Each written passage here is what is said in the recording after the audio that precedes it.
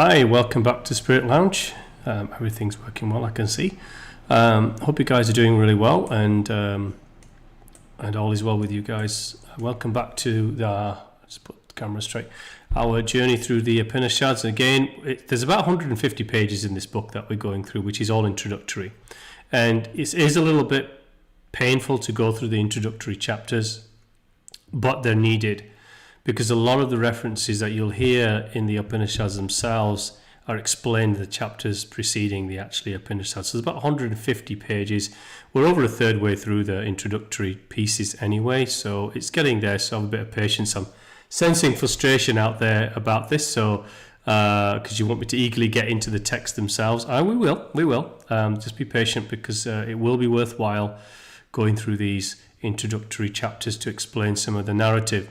And the author's actually very good. I think the author's just as skilled and has a breadth of knowledge and understanding of the text that he studies as the writers of the Gnostic scriptures had themselves as well. So I was quite impressed with it. So let's just move straight into the chapter. So again, the last one was talking about the relationship of the Upanishads with the Yajur Veda or the Rig Veda, which was the first initial one, the largest one, or the most significant. This just goes into the other three, which is the Yajur and the Sama and the Atharva Vedas, which are the other remaining three of the four. It's a lot shorter, so we'll go into what the author gives them some high-level narrative on the three and the relationship with the Upanishads. And again, the Upanishads are a large body of ancient Sanskrit texts from India, and the Vedas were composed around 1200, 400 B.C.E, although they were stated to be much older in some views.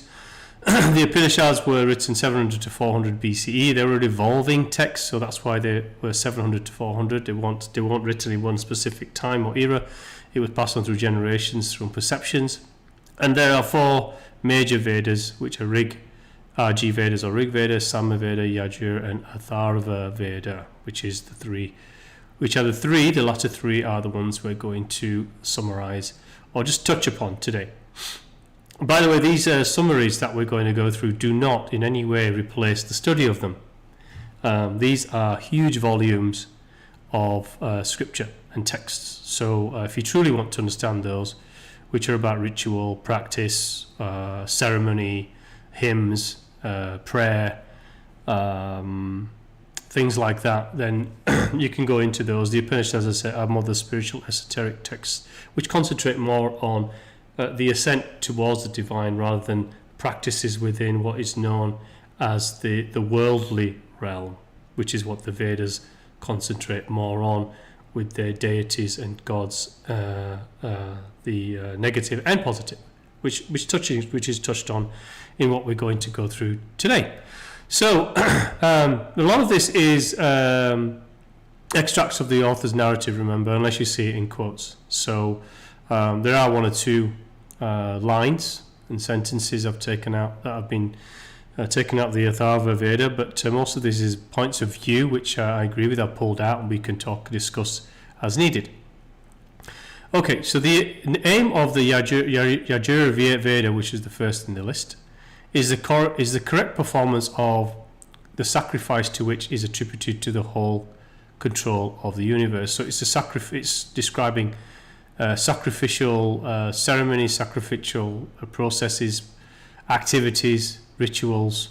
Deities are less important than sacrifice. So the Yajur Veda focuses on sacrifice, although the whole of the Vedas mention deities. The Atharva Veda is the position. The Atharva Veda, the position of the deities is still less important. So the deities' position, apart from the Rig Veda, in these other two are less important. We meet in the Atharva Veda many of the gods in the Rig Veda. So this is the first. The Rig Veda was the first, is where many of the deities, which are mainly deities representing, remember, natural events, human life experience, cosmic bodies. They mainly aired on the positive side. As we go through the other Vedas, they start introducing the negative side of the eons, Remember, in the Gnostic text, we also have the same. We have the Aeonic eons from the upper and the middle realms, and we have the lower eons, which are the archons and the demiurge, representing almost entirely the same aspect of natural forces, cosmic forces, human life, and attributes and archetypes. So, a few gods are exalted in the position of Prajapati, which is the Lord of creatures. So these are the more exalted eons, the ones that are above, representing higher aspects, if you like. And so you've got Datta, which is the establisher, Vidata, which is the arranger, and Paramathin, which is the one that is highest, and Kala, which means time, and Karma, which means or desire, which is action of desire, and Skamba, or support of who is conceived as the principle on which everything rests. So they're just archetypes of things. The Atharva Veda reflects the popular belief in in numberless spirits and ghosts credited with functions connected to various ways with the process of nature and the life of man. So what this is effectively saying is what we've discussed many, many times, not just in the Upanishads series, but also in the Gnostic series, is that the eons, upper and lower middle, the deities, left or right, are all archetypes of representations of what it says here, various ways of process of nature and human life, but also cosmic bodies in the heavens above. So it's not saying that they're real, it's saying they're archetypes and representations, which is an important thing to remember. All objects and creatures are either spirits or are animated by spirits. This is what I agree. Everything, animate or inanimate, has an animation within of the divine breath within it. Gods of the Rig Veda are mostly friendly ones. This is true. In the Atharva Veda, dark and demonical powers which bring disease and misfortune are represented. So they start to bring in the opposing. And it says, we come to win them by flattering petitions and magical rites. We come across spells and incantations for gaining worldly ends. I pulled this out because it's important to note. We talked about this before, about how things don't exist, but then they do exist. Anything can be manifest from the astral realm. The astral realm is simply unmanifested form. It's unmanifested dark matter. It's unmanifested all possibility and probability. That's what this universe is. Anything we desire, anything we put force to through energy, through focus, through sacrifice, through ritual, through prayer, through devotion, 1 to 1,000,000 to 1,000,000,000 people will come to life in energetic form. And what this is saying is that we come to win them by flattering petitions and magical rites. What this means is that we create them through our own volition. We create them through our own force of devotion, of sacrifice, of ritual. Now, this could be positive and negative. It goes into the aspects of that we perform rituals for, we come across spells and incantation for gaining worldly ends. I mentioned this in another video, that this is where just ritual comes in, rather than becoming what we are supposed to become, i.e. divine aspects of Source itself. Many can be wrapped into the worldly physical of using universal force to gain something, using sacrifice to gain wealth, using sacrifice to become more fertile. Others use it for negative ends. So we can also worship positive deities, bring them into manifestation through energy and force of will, through sacrifice, ceremony, ritual, all these other things. We can do the same thing for negative forces. We can do the same thing to bring good things to ourselves. We can bring the same thing to bring negative, lower desire, lower chakra energy frequencies of power, lust, money, greed, all of the vices, if you like, towards us. So this universe will serve to us whatever it is we wish to manifest from it.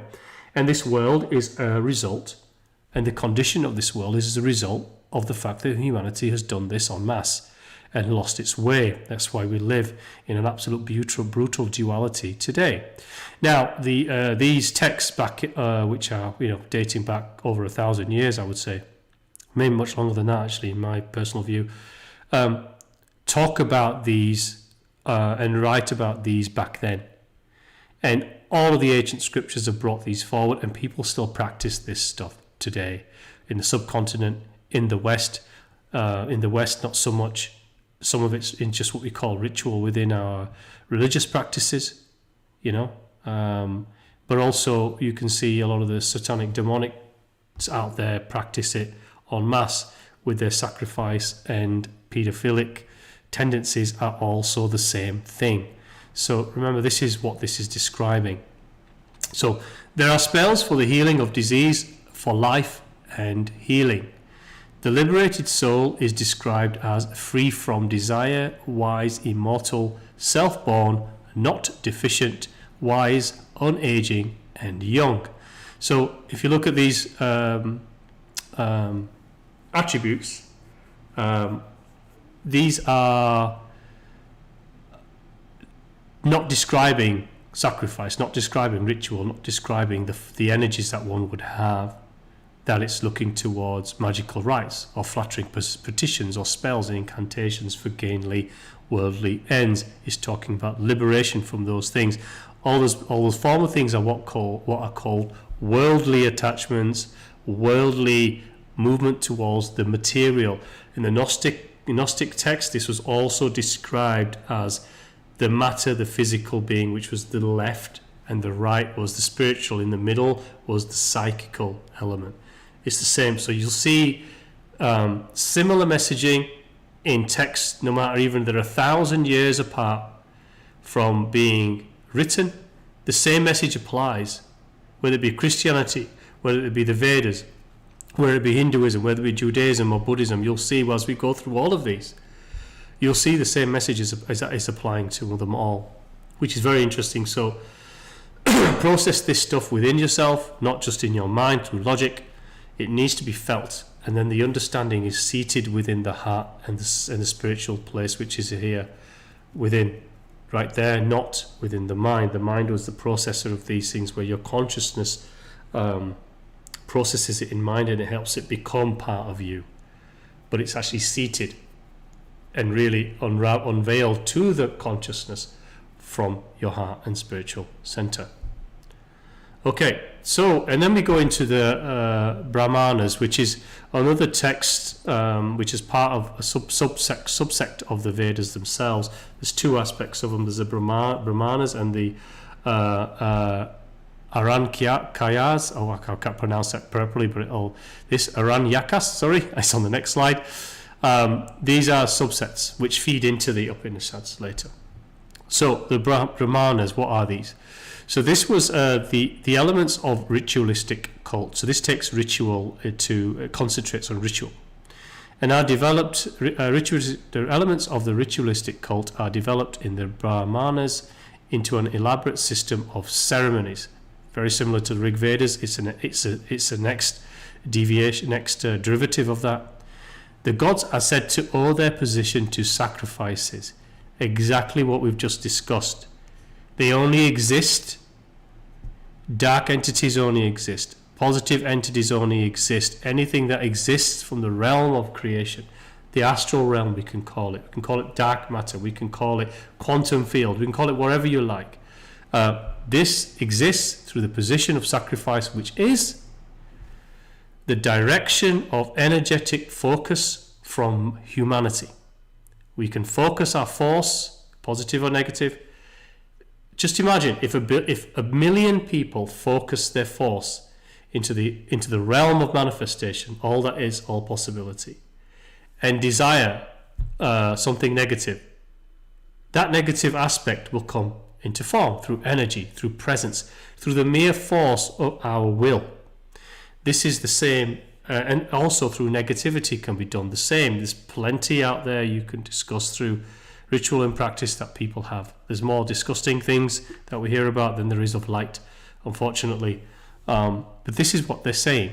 The gods are said to owe their position to sacrifice. This is exactly how things manifest. And if we ignore them, they continue to manifest. So I've put, they exist in energy force through sacrifice, absolutely. It's the same as the cross. It's the same as the symbol I have around my neck. We talked about this, the Om sign here, the cross, the Star of David, anything.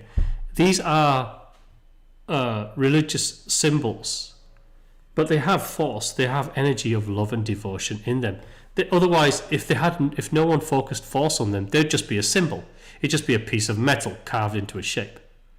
But because there's force and love focused into these things, they become, they hold love, they hold worshipful energy. So therefore, we can blaspheme against those by demeaning them, by stepping on a cross, for example, is blasphemous to Christian because it holds so much love. It's a representation of a conduit to them, to the divine.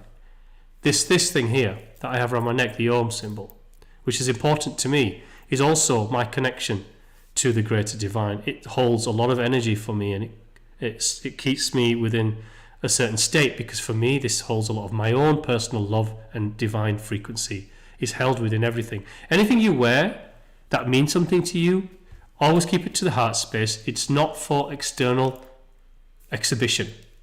It's for internal connection. So hold it to the skin and to the heart space so it holds your energy. And this is what mediums can hold. It's I forget the name when they can hold something in their hands. They can sense the energy and the frequency of a person who wore it. If they wore it enough, and if it meant something to them, it absorbs the frequency. I'll remember the name shortly. I'll look that up, but it's a practice that they have.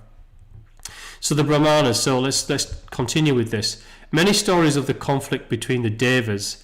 So the Brahmanas also talk about the left and the right. So this is where evil beings, evil Devas or deities come in.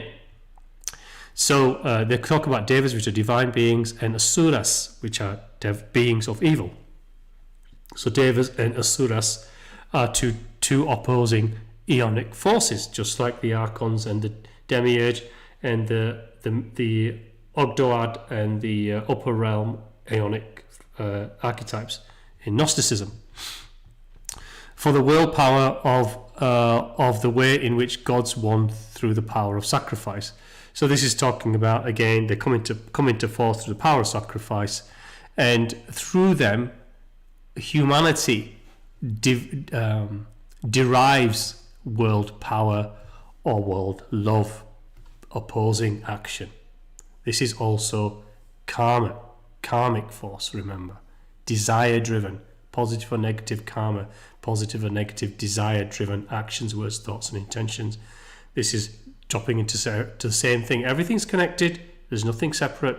All aspects, archetypes, all concepts you hear are all connected. There is no separation, either in life, before, in the present, or after, in life, nor death, or the afterworld.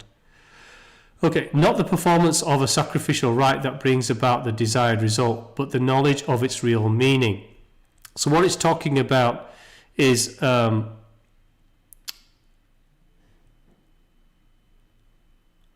Brahmanas didn't concentrate so much on the practice itself, where the Rig Vedas talked about the practice, the actual execution of these things.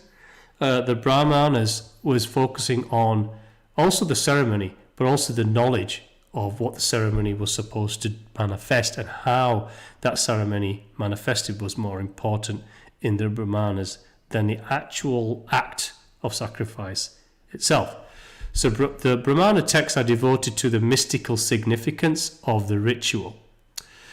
By sacrifice, we set in motion the cosmic forces dealt with and get from them the desired result, precisely what we've just been discussing.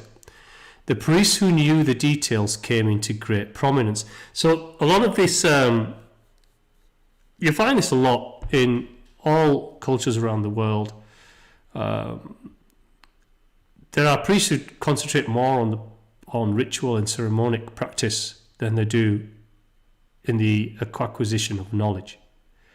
I think most of the rabbis, priests, gurus, priests and popes, and those sitting in caves and so forth, in mountaintops hiding away, don't necessarily seek the acquisition of knowledge, are merely just practicing ritual and ceremony. You'll find, in my opinion. This is why I say, and I'm not wronging this, the journey to the divine started with you, and it will end with you, with yourself. Whatever passage you take in between is your own choice, but you'll step on many stones. You may go to priests, rabbis, popes, gurus, holy men, people in priestly garb along the way. Pass through them all if you need to, but you started this realm with you and the divine connection yourself as an infant, and you will end this realm in this incarnative universal cycle. You'll end it through your connection of yourself to the divine, and the passage will be your own. By sacrifice we set in motion the cosmic forces dealt with and get from the desired result. The priests who knew the details came into great prominence. Gods became negligible intermediaries. So the priests started to effectively conduct those rituals, and the gods started to just become symbolic. Well, in some ways, I don't think that's always the case, because many worship these deities directly as the god, and forget that there's a divine one behind them all. Ritualistic religion becomes subordinate to knowledge. Yes, this has happened into humanity more than we realize, because cult sacrifice, ritualistic religion, ceremonial ritual, and the focus on archetypes and the focus on demigods and goddesses has replaced our position and our movement to the ascent to the one. People have forgotten about the one. Instead, they focus on New Age philosophies and quite frankly, nonsense, a lot of it. And deification of deities for money or for wealth or for love or for whatever aspects they're looking for. And this has happened to humanity. I find if you just mention the word, the divine, if you just mention the word God, people run away. And this is saddening for me, because that has shown me the duality that humanity has got to. When humanity can embrace and understand the true nature of what the word divine source, our creative force, I don't like the word God because it's been destroyed by humanity, but the word God without its connotations, then we'll start to move forward into where we're supposed to be. But today we have moved into ritualistic ceremonial practices of religious focusing us down on myopia, and also the New Age moved into deification of deities, goddesses, gods, Gaia religions, things like that, which are all distractions away from where they should be going. And remember in the Gnostics, this talked about, yes, we have to choose between ourselves. Are we going to choose ritual, cult, sacrifice, religion, or are we going to choose ascent through knowledge? This is the left and the right principle. The Brahmanas are convinced life on earth is a good thing. So they talk about incarnational life is what we must have. And it says he must die, the sacrifice helps him get to the world of heaven. So he says it's a necessity to be on earth as in life. But it also talks about the fear of re-death becomes prominent in the Brahmanas, which then introduces incarnational life. And it arose the belief of imperishability of the self, which means it's saying that the self, if you fear of re-death means rebirth, if you're fearing rebirth, if one is fearing rebirth, then it implies that there must be an imperishability to our true self, which is the spirit, which is what it's talking about here, in the belief of the imperishability of the self, or the Atman. Atman is the spiritual life principle, a life force. Death is not the end, but only causes new existences which may not be better than the present one. Very true comment. In my awareness of what is, You bring in the clothes. It's often described as clothes in the Gnostic texts. You bring in the color of the clothes that you left, that you wore at the end of your last incarnation. You will not wear any brighter or more illumined clothes than that which you left last time. So it will not be better than the present one. That's right. It will be the same as what you left the last. So whatever your ascent is the vibration and frequency in which you will re-enter.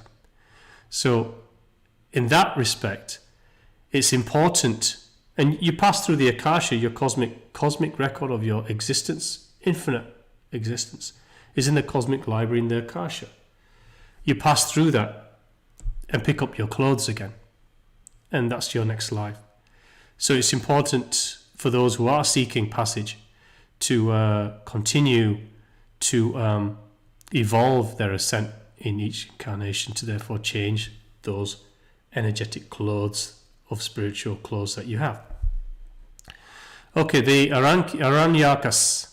This is the Aranyakas do not give us rules for performance of sacrifices and explanations of ceremonies, but provide us with a mystic teaching of sacrificial religion. This again goes into a little bit further. So I believe that let's look at, I think another passage tells us the sequence of events, sequence of how these fit together. Some of the oldest Upanishads are included in the Aranyaka, which is the vow of forest life. Remember, the Aranas, I think, were those who lived devotionally in the forest. Effectively, they gave away material life, lived in the forest, and did meditation and prayer, and received what we call metaphysical, esoteric revelations to themselves, which would then form the Upanishads. So they were the Aranyaka they vowed to forest life. In other words, it's what they're called, and the Aranyakas were the texts in which they produced. Aranyakas deal with the meaning and interpretation of sacrificial ceremonies. The distinction of Brahmana and Aranyaka is not an absolute one, because they're very similar in what they are trying to state. So, and this is a brief about the Upanishads. Dear patients, we are going to go into those. There's another, I think, 100 pages of precursor information, and I will be taking out the important aspects of those for us, so you don't have to, we're not going to be going through 100 slides, that's for sure. Okay, the Aranyakas shade off imperceptibly into the Upanishads, and the Brahmanas shade off into the Aranyakas. So effectively, the Brahmanas are the preceding text, which then imperceptibly means seamlessly merge into the Aranyakas as similar texts, and then the Aranyakas shade off into the Upanishads, or seamlessly merge. So he talks about how they practice. Well, it says the householder, or the student, reads the Brahmanas, which are the text there, and the householder practices. So the student reads about the ceremonies, rituals, practices, those kind of things. The householder practices those things, practices the Brahmanas. The man of the forest discusses the spiritual aspects and the relationship of what they mean, and the monk studies the philosophical speculations or the spiritual ascent. So you can see how it's kind of split that up. We can take that with tongue-in-cheek, really. A student can be all of those things. A householder can be all of those things. A person who dedicates themselves to forest life can be all of those things. A monk could have also been all of those things. You and I could be also all of those things. This channel deals with the philosophical and the true ascent. I don't deal in ritual ceremonies, practices, anything like that, because there for me are distractions and things that people wallow in, the worldly aspects of the world, which we're trying to move away from through ascent. But they are, needless to say, interesting to study, and many people do practice them, and they don't do any harm as long as they're intended for positive force. The great teachers did not claim any credit, only transmitted the wisdom of the ancients. So this is talking about how the Upanishads were manifest. They were created by hundreds of years, I'll say 700 to 400 BC, of revelatory, metaphysical, esoteric, spiritual revelation to those who dedicated their life to the higher principle of ascent. What is the reality of realities? What is divine? What is the creator force? What is our true Godhead? And therefore the Upanishads were built by those. So they didn't claim to know. They had a lot of humility in the Upanishads. They didn't claim that this was right. They presented it so that we could contemplate it. Remember, it's called be at rest, to contemplate, to be silent, to be at peace, to be meditative practice. Is to be at peace and to be silent, to meditate on what we are learning, and prayer is the discourse with the divine itself.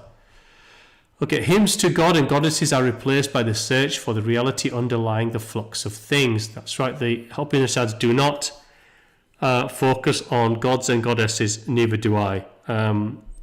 There is only one force, and that is all one needs to focus on, is my message. Poets of the Vedas speak to us of the many into which the radiance to speak use of the split. So this is talking about the radiance of the one is split into many. The one reality behind and beyond.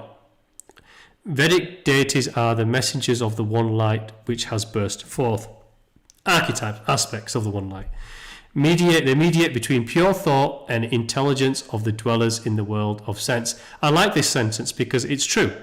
They mediate between pure thought. What's pure thought? Pure thought is just end state perception, i.e.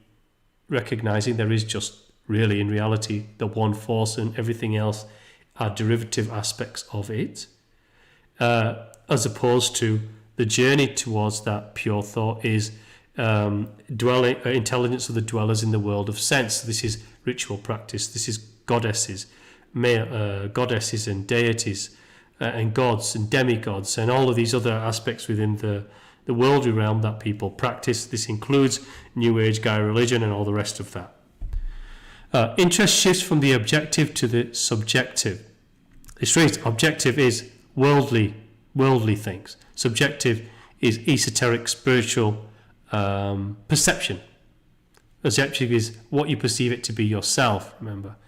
So it goes from the wonder of the outside world, which is the objective side, to the meditation on the significance of self, which is the subjective side, your personal one. Heart of the universe is in the depth of the soul. Well, the spirit, for me, there is no soul. A soul and spirit is the same thing. I believe I've discussed it many times with others that I know. The way we split all these energy bodies. That's why I did that video before I started the Upanishads series.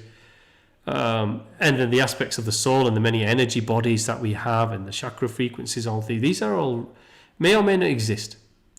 But the intellectual plays, intellectual discourse, intellectual pastimes and preoccupations, they're good to understand, but we don't need to sit on them. We just understand them intellectually, absorb them in mind, move on.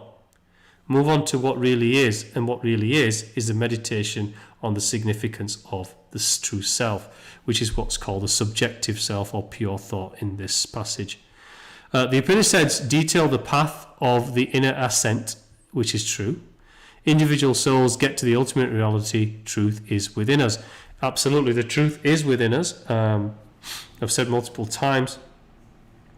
I was presented quite some time ago by, let's say, a spiritual practitioner is how I'll describe it, the person. A book. The book was energetic. It wasn't a real book. It was presented as a very old text with brown, old dated leather, old brown book, and you opened it was just energetic pages, and from those pages were sprouting colours. what is that a metaphor for? What is that showing? It's saying this is within you. What is that? This is saying that truth is within us. We have the infinite book of all that exists, all infinite knowledge, the divine itself, all that we seek is within us on these pages of the metaphorical, archetypal, energetic book, in which the pages we turn, and as we turn those pages, the information is revealed to us from within to without, from within to our consciousness, to process and then therefore understand and become and integrate into. The pages only turn. This energetic, the color is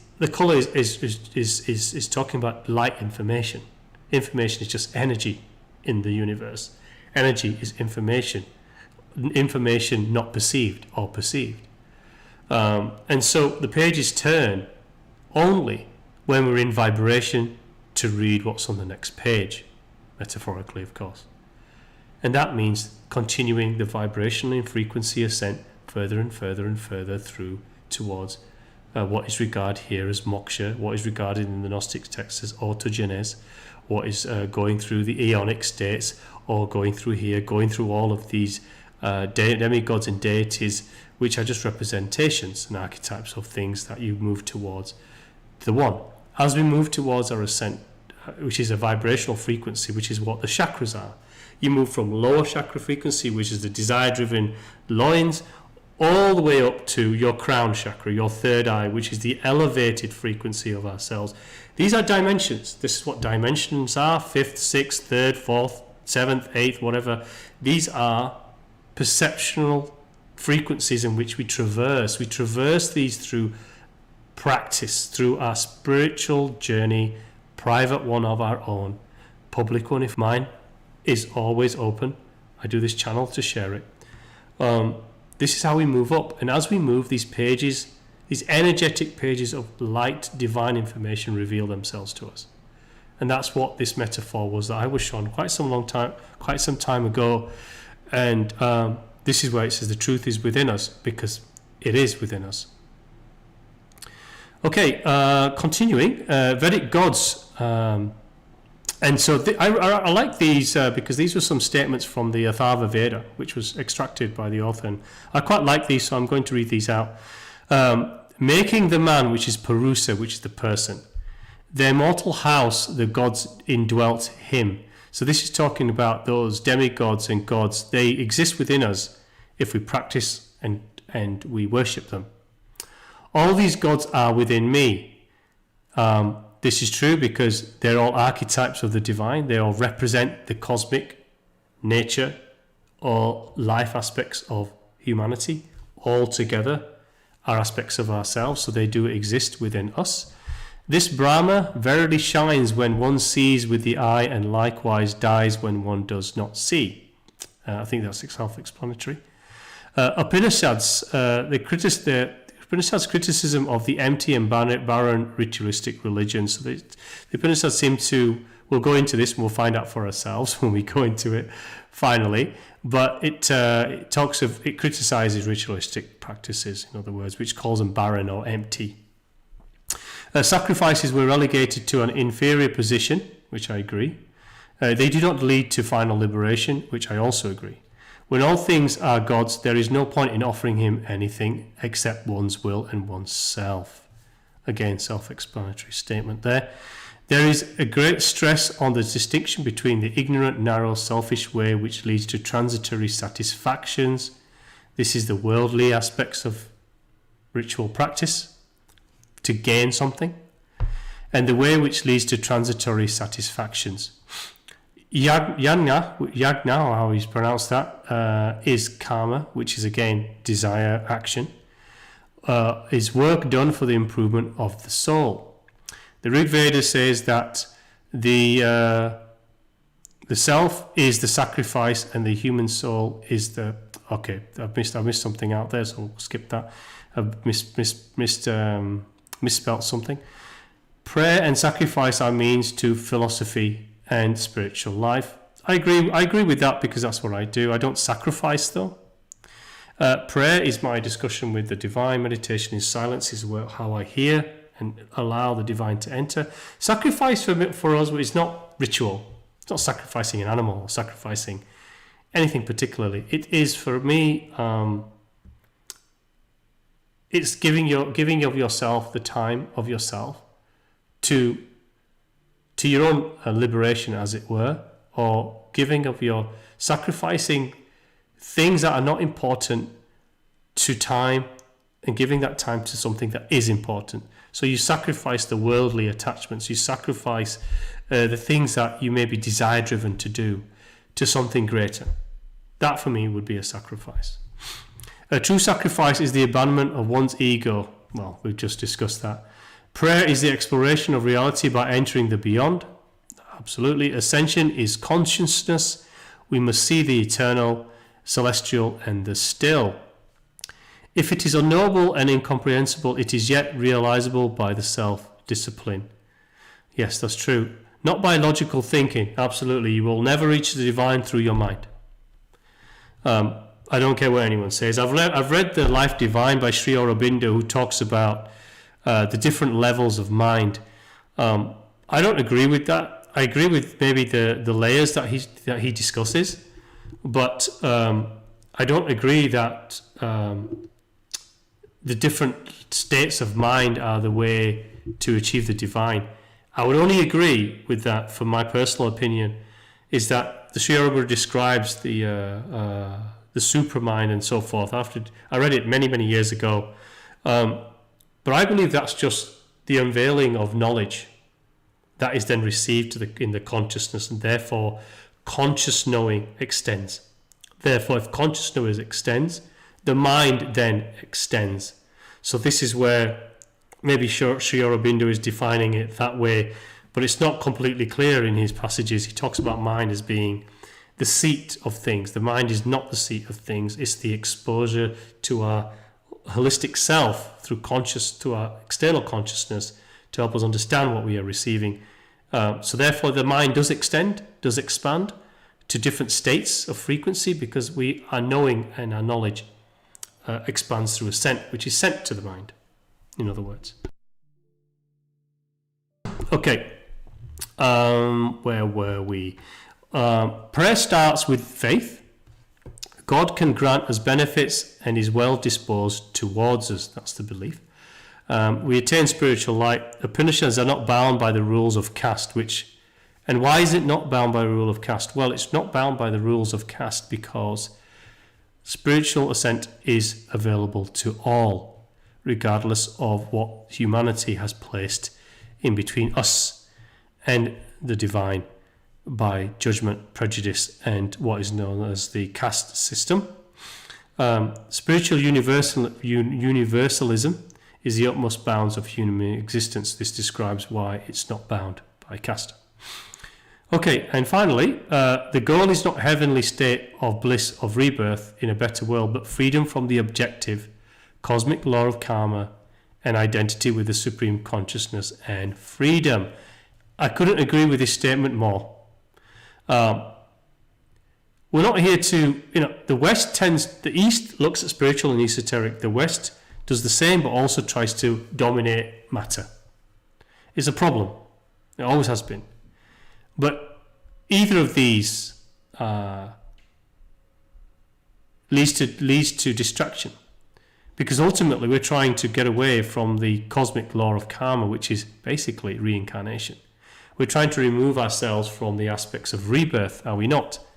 We are trying to read what's called autogenes in Gnostic text, moksha in Hindu Vedic text. This is what it means. There are similar things in others which we'll touch on later. The similar thing, well, you'll see this. I promise you. And understand supreme consciousness and therefore spiritual eternal freedom from worldly and the matter aspects of life. Well, that is my journey, and that is what I focus on. Material worldly existence isn't necessarily of great importance, and I don't yearn to constantly be reincarnating into matter itself. While the Upanishads use the Vedas their teaching is independent on the personal experience and testimony of teachers, as we've discussed. Authority of the Vedas is to no small extent due to the inclusion of the Upanishads in them. So he's talking about, yes, the Vedas are full of ritual practice, ceremonies, the meaning of those, etc., etc., etc., but the true value of them, the authority of them, is because they contain the metaphysical, spiritual aspects of the Upanishads scattered within them, but also focused in the Upanishads to them, which are basically an extract of those perceptions. Often stated that the Vedic knowledge by itself will not do. I talked about this before. So it talks about in the Chandogya Upanishads, which we'll go through, Sevteku, who's a person, admits that he has studied all the Vedas but is lacking in knowledge. And another extract from the Vedas says, Narada tells Sanath Kumara that he has not the knowledge of the self, though he has covered the entire range of knowledge from the Vedas to snake charming. So he's talking, but this is effectively saying that you can read all the Vedas, the 4 Vedas themselves, but you'll never have to true understanding and knowledge until you studies the Upanishads as well. So there we go. That's the end of that section. So we'll go into more of this, which is which is talking about Brahma. The next section is talking about Brahma, and it's quite a long chapter discussing what that is, what that means, what the Vedas and Upanishads discuss it as, so that there's more understanding once we get into the Upanishads themselves. And remember, all the passages that we've just discussed, talking about this passage being your own, and to become it, not just be ritualistic and ceremonial and concentrate on the worldly practices, but become the actual spiritual scent itself, or pure thought. And Mahanji states the same thing. Let's not use it as a practice for earthly gains, but rather transformative, because it's us. This is where the sacrifice comes in. Sacrifice ourselves to transformative spirituality. I will say that this spiritual path is not an easy one. It's actually the most hardest one that you'll ever have, because it takes one to commit to it, and it will make you confront your ego. It will destroy your ego. We all need ego to survive in this world. We need a sense of self, a sense of steadiness in our character, steadiness in our own self, our being, mental, emotional, physical, spiritual, etherical, energetic being. We need that. An ego supports that, but excessive ego does not. And so spirituality will humble you when you realize you know nothing.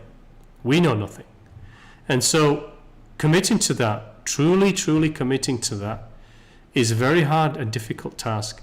And that's why many people don't complete it, or dip their toe in and dip out. That's why New Age and all of these other practices that dabble in the middle are so attractive, because it doesn't need you to commit to anything. It doesn't need you to truly engulf yourself into the journey into oneself and the journey to the divine, because that one will crumble away your ego, and it will reveal yourself to yourself. And it's a very, very revealing, beautiful journey where life will be effortless, because the divine will present it effortlessly to you before you, if you're following a divine path and manifesting your life through the perceptions that you're unveiling to yourself, which is a beautiful physical life as well. It's a difficult one. That's why many, again, do not persist in it. Okay, and this is the book of foundational information and knowledge that I pushed out through back in 2019. Again, any suggestions or advice or guidance, even to me, that you guys may wish to share, email is spiritlines333@gmail.com, or communicate through any of these social media outlets. So let's just put that back on now. Okay. There we go. So I want to say thank you very much for listening to this again. We've been going for some, I don't know, 50